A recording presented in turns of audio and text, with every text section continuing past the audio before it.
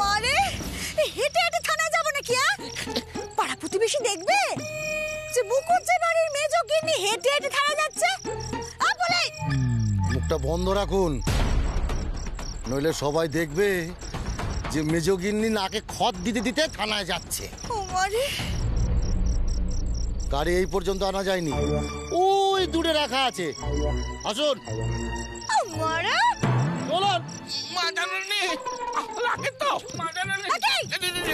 বলছিলাম যে এবারও তো হলো না, এখন আবার হাজতে যেতে হচ্ছে। আচ্ছা মা জাননি আমাদের ছাড়াবে কে?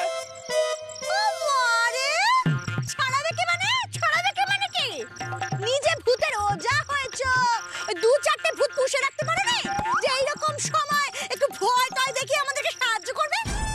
না ছাড়াবে কে? তোমাকে ছাড়ানোর টাকা কি আমি নিয়ে রেখেছি? তার মানে তুমি আমাকে ছাড়াবে না? আমি কেন ছাড়াতে যাব? আমার আর খেয়ে বসে কাজ নেই। যখন ওই মোহরের ভাগ পেতে সেখান থেকে কি আমার ভাগ দিতে আমি ছাড়াবো?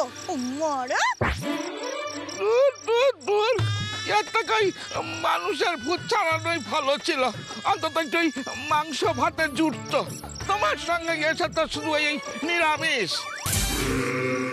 এখন আবার হাজতে গিয়ে পোড়া রুটি খেতে হবে। বকেই চলেছে। শোনো না, বলছি হেঁটে হেঁটে থানায় যাবো নাকি? হেঁটে হেঁটে থানায় যাবো? আমার কি কোনো মান সম্মান নেই নাকি? শোনো, এই এখানে আমি আসন পেতে বসবো, কিন্তু গাড়ি আনবে তারপর গাড়িতে উঠবো, নইলে এক পাও নড়বো না বলে দিই। চুপ! আসন পেতে বসবো, গাড়ি এখানে আনতে হবে? চোরের আবার সম্মান! বাড়ির লোক হয়ে চুরির মতলব করছো, লজ্জা করে না? খবরদার বলে দিচ্ছি, খবরদার বলে দিচ্ছি, আমাকে একদম চোর বলবে না। এই কি চুরি করেছি গো আমি? কি চুরি করেছি? তুমি চোর নও, খুনি। তোমার অন্য ব্যবস্থা হবে, যাবজ্জীবন জেল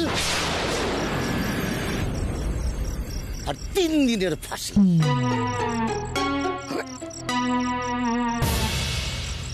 3 দিনের ফাঁসি? মানে 3 দিন ধরে আমি কাঁটা ঘুড়ির মতন ঝুলবো? ও মারে! চলো মারে! পায়ে ব্যথা হচ্ছে। কিছু তো একটা ব্যবস্থা হবে ভূত দাদু, কিন্তু আপনি এখন শান্ত হন।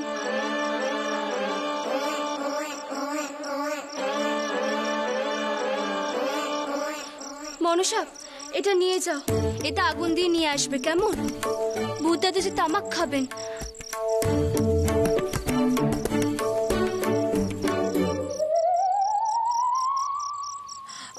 ও সদুমা, এই আমাদের ভূত দাস ওকে একটু বললে যে আমাদের জন্য এবার উনি একটু শান্তি দেন।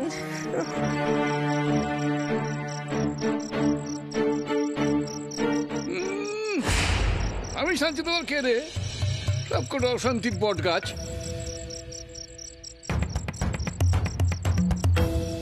ভূত দাদু, আপনি আপনার মাথা ঠান্ডা করুন আর আমার কথাখানা মন দিয়ে শুনুন। দেখুন, আমরা যদি সমস্ত মোহর নিজেদের কাছে রাখি তাহলে কিন্তু কোনো মোহরই আর আমাদের কাছে থাকবে না।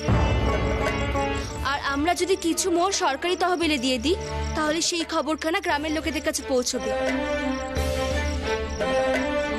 তাতে ওনারা বুঝবেন যে আমাদের কাছে আর কোনো মোহর নেই, তাতে ওনারা শান্ত হবেন। এমনকি মেজমা জেলে বসে বুঝবেন যে আমাদের কাছে আর কোনো মোহর নেই, আমরা সমস্ত মোহর সরকারি তহবিলে দিয়ে দিয়েছি। আর উনি কখনো এখানে আসবেননি। আমাদের এমনকি এও ভাবা উচিত যেই গ্রাম থেকে আমরা মোহর উদ্ধার করেছি সেই গ্রামের উন্নয়নের জন্য আমাদের কিছু মোহর রাখা দরকার। আমাদের সবটা ঠান্ডা মাথায় হিসাব করতে হবে। মেজো খুড়ো, তুমি সরকারি অফিসে গিয়ে খবর দাও আমাদের বাড়িতে মোহরের যে গুজব ছিল সেটা সত্যি হয়েছে। আমরা সরকারের খাতায় মোহর দিয়ে দিতে চাই। ডাক্তার হয়েছে, এদিকে মাথায় কোনো বুদ্ধি নেই। আরে সরকারের লোক এসে যখন সব মোহর চাইবে তখন? হ্যাঁ চাইবে, কিন্তু নিয়ম মতো সরকার পুরোটা নিতে পারে না। যাদের জিনিস তাদেরকে কিছুটা দেয়। কিছু দেয়? বাবু সোনা, এ কেমন তোর কথা হলো? কিছু দেবে বলি? এই মোহর তো আমাদের বাড়ির, আমাদের মোহর। আমরা সে মোহর দয়া করে সরকারকে দিচ্ছি, আর ওরা কি না আবার দয়া করে সেই মোহরই আমাদের কিছু দেবে? হ্যাঁ, এ আবার কেমন হলো? এ তো সেই ঘুরিয়ে নাক দেখানো হলো।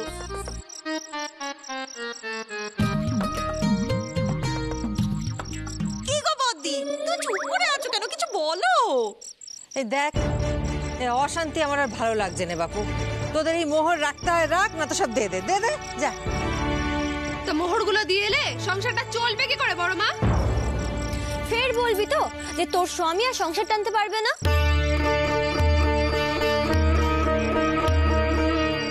ব্যাস হয়ে গেল। ওর পেছনে পেতে এই অবস্থা। যদি সবকে ভারী জিনিস নিয়ে যাওয়ার একটা অনুমতি পেতুম না, তা সবকটা মোহরের ঘোড়া আমি সঙ্গে নিয়ে যেতুম। ওরে বাবা, এই অশান্তি আমি আর নিতে পারছি না। আমি যমরাজকে কত করে বললাম যে আমাকে একটু ভারী জিনিস নিয়ে যাবার অনুমতি দিন, এই মোহরের ঘোড়াগুলো নিয়ে যেতে দিন। এখন তো উন্নয়নের ধারা বইছে না। এই মোহরের ঘোড়াগুলো যদি আপনাকে দিই, আপনি তো সবকে একটু উন্নয়ন করতে পারবেন। দাঁড়া, আমাকে পুলিশ করে পাঠিয়ে দিল। দেখো শুধু সংসারের এই অবস্থায় মোহর সরকারকে দিয়ে দেওয়াটা ঠিক না। আরে বাবা, কিছু তো ওনাদের দিতেই হবে, আর কিছু আমাদের জন্য রাখবো। শুধু এই কিছুটা মানে কতটা? দেখো, যদি ভাগে একখানা করে মোহর জোটে আমাদের সবার, তাহলে তো তা দিয়ে একখানা যাত্রা দলও খোলা যাবে।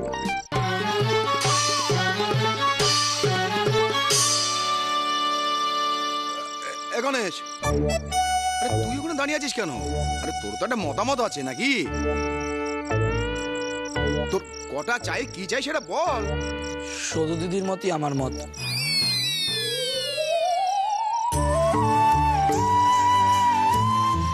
আচ্ছা ঠিক আছে, আপনারা সবাই আমার কথা কানে শুনেন দেখিনি। সরকারি লোক আমাদের অতটা বঞ্চিত করতে পারবেননি।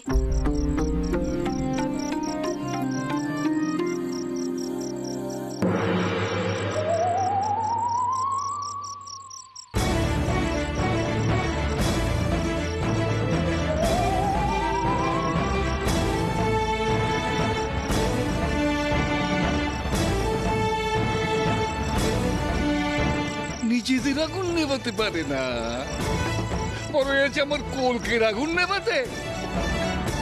মোহর আমি দেব না। ব্যাস।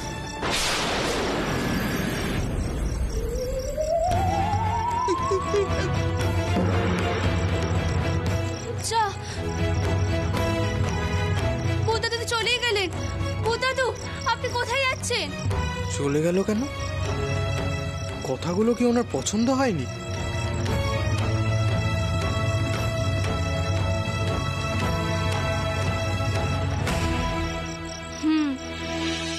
আসলে বুদাদু নিজের হাতে যত্ন করে রাখা মুহূর্ত, তাই।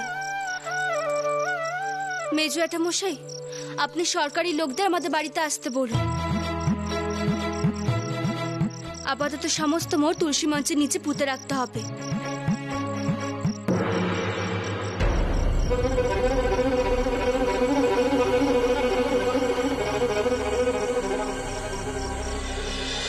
আর একটু কষ্ট করে চলুন।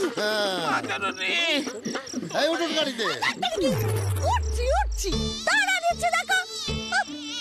এদিকে আমার হাঁটতে হাঁটতে কোমরখানা যেন মনে হচ্ছে খুলে পড়ে যাবে। ও মানে এই শোনো পুলিশ, গাড়িতে উঠলে না সোজা একেবারে হুশ করে থানায় নিয়ে যাবেন। হ্যাঁ, প্রথমে ওই 4-5 বার বাড়তি ঘোরাবে, বেশ বাড়তি পাক্কা হবে। বেশ কিছুক্ষণ হাওয়া টাওয়া খেয়ে তারপর গিয়ে থানায় উঠবো। এই আমি বলে দিলুম কিন্তু। হ্যাঁ, কি বলো? বেশ কিছুক্ষণ গাড়িতে বসা হবে, কোমরখানা যা ধরেছে মামার বাড়ির আবদার। উঠুন গাড়িতে। ও স্যার, গাড়ির একটা চাকার হাওয়া যে একেবারে ফুস, মানে পাঞ্চার।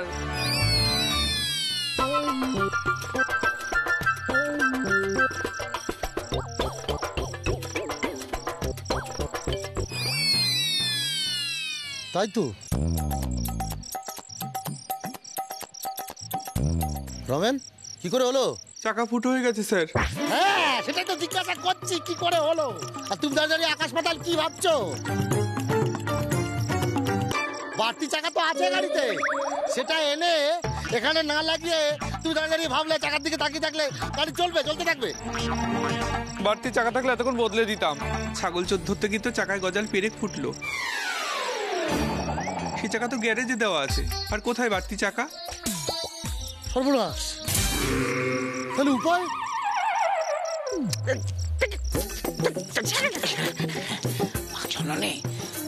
হাজতে যেতে বাধা পড়ছে। ওমা, মাগো, একটা সুযোগ যেন পাই মা, একটা সুযোগ যেন পাই। থানায় টেলিফোন করে অন্য একটা গাড়ি ডাকতে হবে স্যার।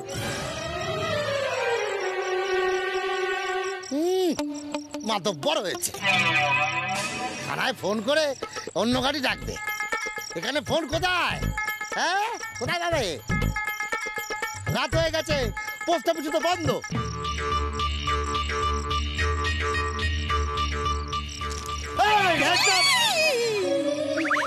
এদিকে এসো, পালানোর তাল। এসো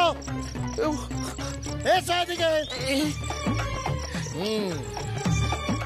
এই ভূষণধারে ঘর হাত থেকে মশা মাছি বলতে পারে না, আর আপনি তো দাগি আসামি।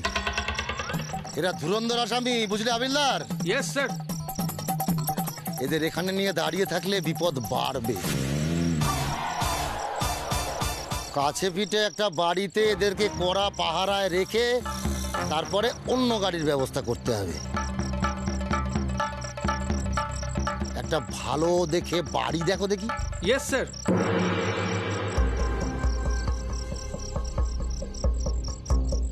সুযোগ করে দে মা, একটা সুযোগ করে দে।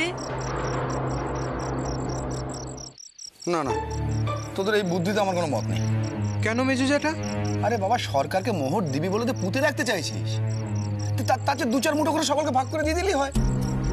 আরে সরকারকে মোহর দিলে সে যে আমাদের দেবেই এমন কোনো কথা আছে? নাও তো দিতে পারে। তো যদি একটাও মোহর না দেয় তখন কি লবডঙ্কা খাবো?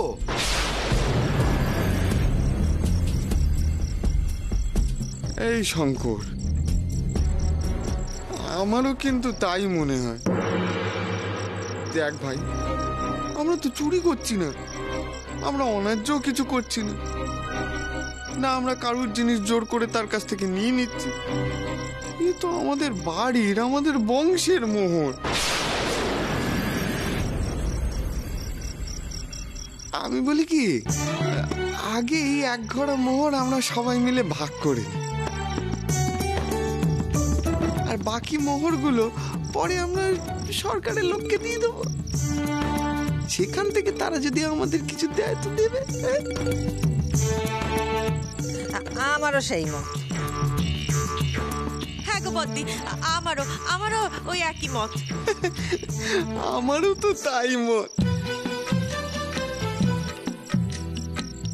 শুধু আমার কত কালের আশা ছিল ওই মোহর দিয়ে আমি একখানে যাত্রা দল খুলবো না? যাত্রা দল বলো না রে ধনা, শুধু যদি মোহর দিয়ে দেয় তাহলে তার আর কোনো আশা নেই। আর আমার গণেশটা সারা জীবন ওই শঙ্করের কম্পাউন্ডার হয়েই থেকে যাবে। একটা ওষুধ এখন খোলা হবে না। তোমরা বুঝতেই পারছো না বিষয়টা। শোন, মেজ ঠাকুর একদম ঠিক বলছে। এ অশান্তি যত জিইয়ে রাখবে বিপদ তত বাড়বে। সময় থাকতে থাকতে মোহর যা আছে সব ভাগ বাটোয়ারা করে নেওয়াই ভালো। তো ধনার বাবার ব্যবসাটা একটা শুরু করিয়ে দেওয়া যায়। ও বাবু শোনা, বলছিলাম যে ওই কাল সকালে ওই কলকাতা যাওয়ার ট্রেন কটায় রে বাবা? এর মধ্যে আবার কলকাতা ট্রেনের খবরের কি দরকার মা? আছে, দরকার আছে। ওই মোহর যদি পেয়ে যাই তাহলে ভাবছিলাম যে কাল সকালেই কলকাতা যাওয়ার ট্রেন ধরে কলকাতা চলে যাব তোর বাবাকে নিয়ে।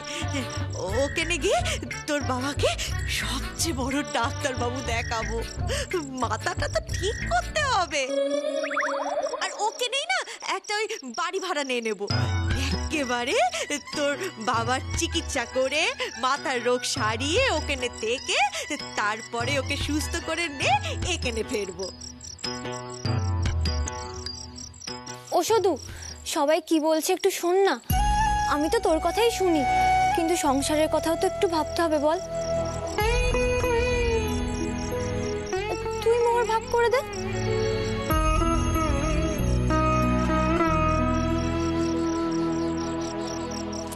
শোনো শুধু, আমার মতে তুমি সকলকে মোহর ভাগ করে দিয়ে যাও।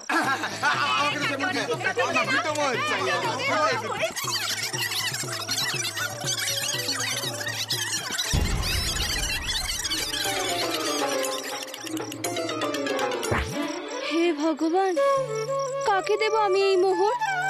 এই মোহর উদ্ধার করে তো আরেক কাল হলো।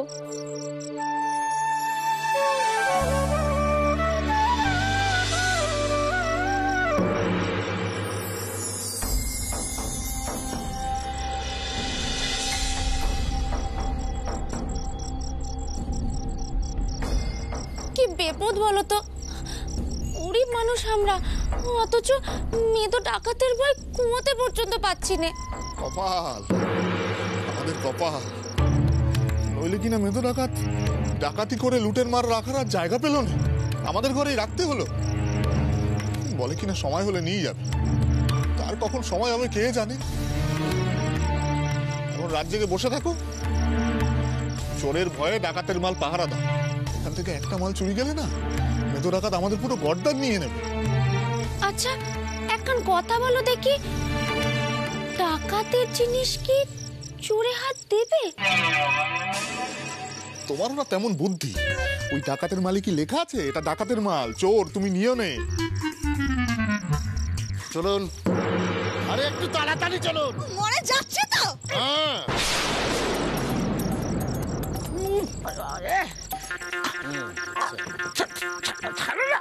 হ্যাঁ আসুন। খেয়েছে, এবার জেলে যাব না কি?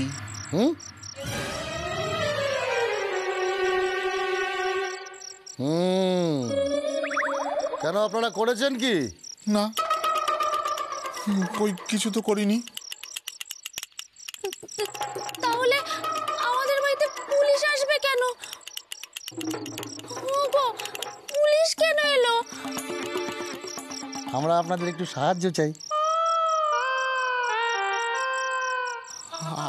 আমাদের সাহায্য দারোগা বাবু? দারোগা বাবু, আমরা আপনাদের কি সাহায্য করব বলুন তো? আমরা কিন্তু এনাদেরকে চিনি। দাগি আসামি, দাগি মানে একেবারে দাগি।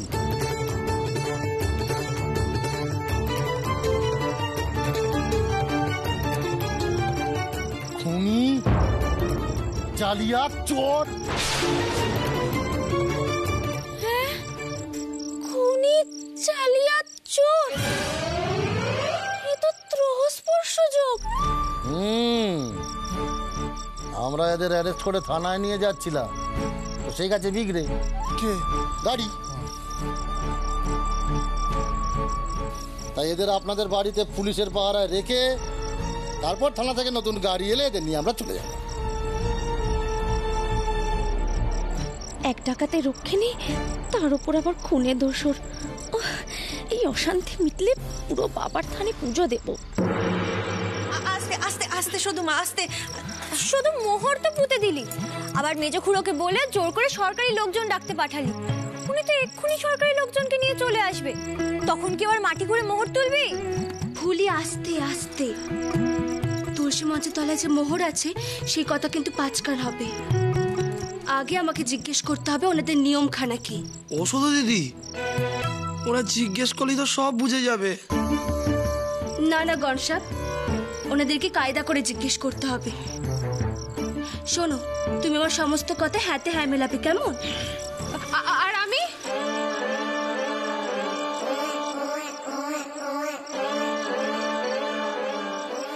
তুমি চুপ করে থাকবে। এই একেবারে ঠিক কথা, চুপ। মুখে যেন কোনো রা না শুনি।